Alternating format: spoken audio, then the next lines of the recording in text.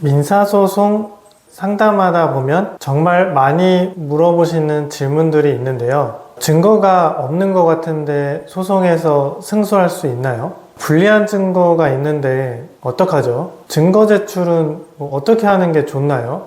이런 질문들을 많이 하십니다. 그래서 변호사로서 이런 것들에 대해서 솔직하게 말씀드리려고 합니다. 증거가 너무 없는 것 같은데 민사소송을 해도 되나요? 그런데 증거라는 것은 적어도 민사소송이 사건으로 진행될 정도이다. 그러면 일반적으로는 소송에 있어서 필요한 정도로 증거는 있기 마련이거든요. 왜냐하면 민사소송이 적게는 몇 천만 원, 많게는 억 단위로 진행되는 소송들이기 때문에 그 정도 돈이나 재산이 오고 가는 법률 관계가 있었다. 그런데 이것을 상대방만 믿고 아무 증거도 없이 거래를 진행했다. 이런 경우는 드문 것 같습니다.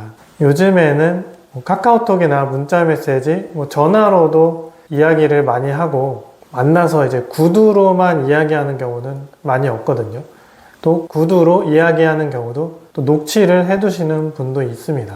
그래서 설령 계약서가 없더라도 이러한 문자 메시지나 카카오톡, 전화 녹취록을 증거로 해서 소송을 진행하는 것이 가능한 거죠. 그런데 평소에 녹취를 열심히 하시고 또 어떤 문자 메시지나 카카오톡 메시지를 잘 지우지 않고 잘 보관하는 분들도 있는데요. 그래서 증거 다 있다 이렇게 말씀하시는 분들도 있거든요. 그런데 소송에서 중요한 것은 증거의 양보다는 정말 법률적인 다툼이 되는 부분에 있어서 필요한 증거가 있는지 여부이거든요. 그래서 아무리 녹취록을 20-30개를 낸다고 하더라도 상대방이 중요한 문자 메시지나 아니면 계약서를 가지고 있다. 그렇다면 아무리 많은 증거를 제출해도 승소하기 어려운 결과가 될 수 있거든요. 그래서 소송을 진행할 때는 중요한 증거가 무엇인지를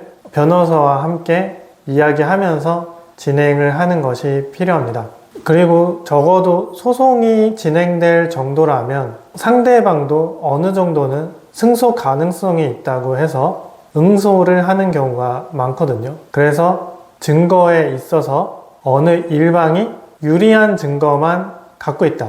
이러한 소송은 없습니다. 그래서 소송은 불리한 증거를 잘 방어하는 것도 필요한 거죠. 불리한 증거가 있는데 어떡하죠? 이러한 부분을 함께 소송을 진행하는 변호사와 같이 의논을 하는 게 필요하죠. 그래서 그것을 방어할 수 있는 어떤 법리적인 논리가 있는지, 그리고 아니면 다른 유리한 증거를 제출해서 이 부분을 피해 나갈 수가 있는 건지, 이런 것들을 잘 논의해서 소송을 진행해야 합니다. 그리고 필요한 증거를 제출하는 것도 중요하지만 그것을 이제 잘 설명을 하는 것도 중요하거든요. 예를 들어서 물품 대금 못 받아서 소송을 진행하는데 그렇게 되면 세금 계산서도 엄청나게 많을 것이고 거래 내역서도 양이 많을 것이고 또 견적서도 있을 것이고 여러 가지 증거들이 있을 겁니다.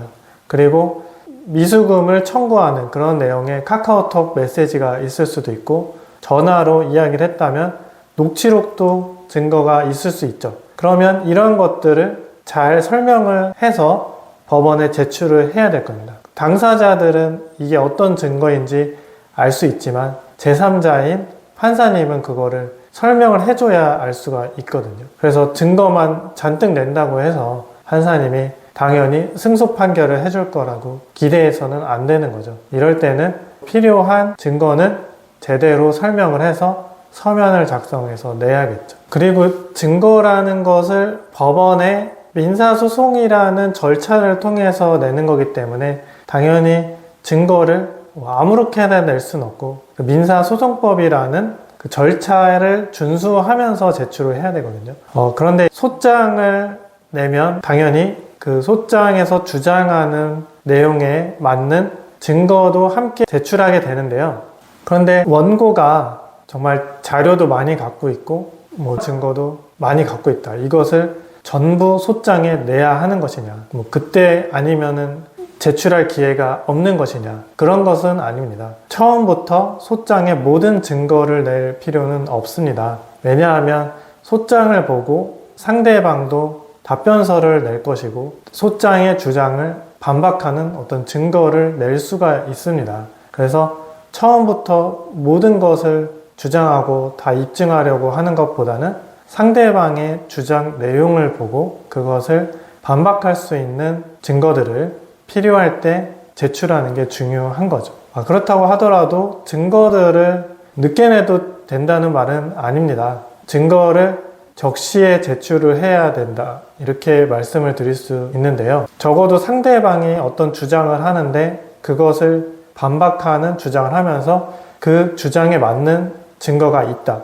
그러면 그 변론기일에 맞춰서 제출을 해야겠죠. 그런데 그때는 제출하지 않고 있다가 나중에 재판 끝나기 직전에 제출을 한다. 그러면 재판부가 볼 때는 이때는 상대방이 이렇게 주장을 하니까 반박을 한다면 거기에 맞는 증거가 지금쯤은 제출이 돼야 할 텐데 이렇게 생각을 했는데도 증거 제출이 없다. 그러면 증거가 없어서 못 낸다고 생각을 할 수 있거든요. 그렇기 때문에 이럴 때는 증거를 적시에 맞춰서 제출하는 게 필요한 거죠. 그리고 소송에서 필요한 증거는 대부분 당사자가 직접 갖고 있는 증거가 되긴 하는데요.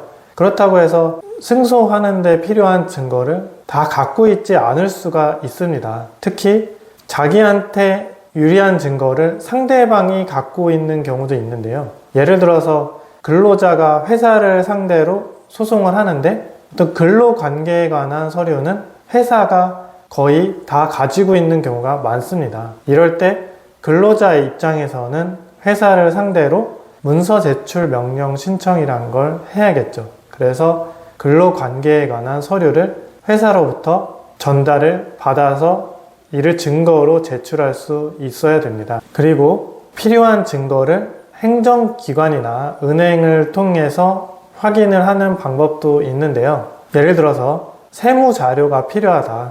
이럴 때는 세무서에 사실조회 신청이란 걸 할 수가 있습니다. 그리고 통장 내역이 필요하다.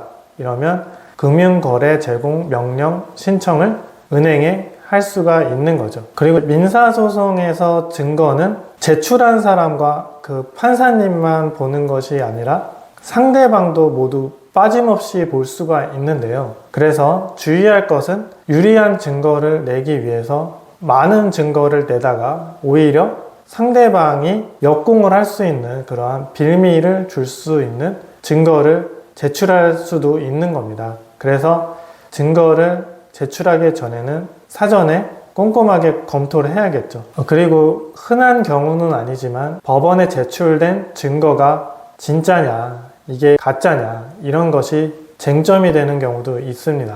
정말 악의적인 상대방을 만났다고 할 수 있겠죠. 이럴 때는 상대방이 제출한 계약서가 위조된 것 같다, 서명이 위조된 것이다, 이런 것을 입증하기 위한 감정 신청을 할 수도 있습니다. 다만 민사소송에서 유리한 판결을 얻기 위해서 증거를 조작해서 제출을 하면 이는 사기죄 처벌 대상이 되거든요. 소송 사기죄는 이제 법원을 속여서 상대방한테 손해를 주는 경우에는 성립이 될 수 있습니다. 지금까지 민사소송에서 중요한 증거와 또 증거 제출 방법, 이런 것들을 알아보았는데요.